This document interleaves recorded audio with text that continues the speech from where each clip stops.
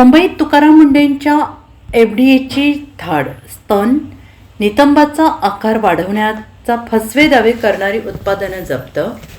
कराडमध्ये 29 लाखांची सौंदर्य प्रसाधनं जप्त.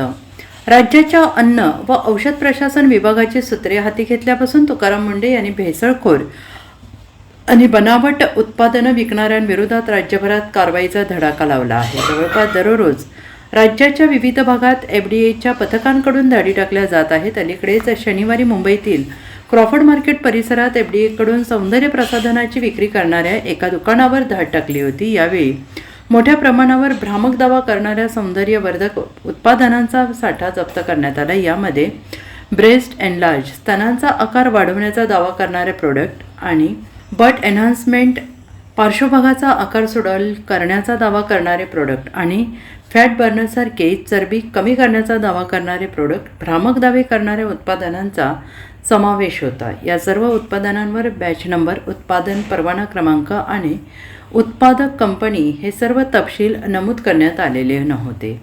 तसेच उपचार आणि सौंदर्याशी संबंधित दावा करणाऱ्या तेलाचा साठा यावेळी एफडीएनं जप्त केला आहे. याची किंमत जवळपास 1,02,000च्या घरात आहे. याशिवाय मुंबईच्या पश्चिम उपनगरातील कांदिवली परिसरात अन्न व औषध प्रशासनाच्या पथकांकडून छापा टाकण्यात आला. या ठिकाणी वैध परवाना नसताना सौंदर्य प्रसाधनांची आणि औषधांची निर्मिती केली जात असल्याचं दिसून आलं.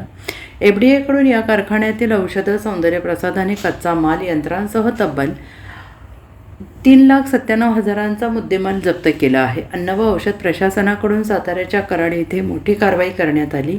या ठिकाणी एफडीएने तब्बल 29,45,000चा मुद्देमाल जप्त केला आहे. या ठिकाणी असलेल्या उत्पादनांवर बॅच नंबर, लेबलिंग, उत्पादनाची तारीख नमूद करण्यात आली आहे. Bureau report, SBN Marathi, Mumbai.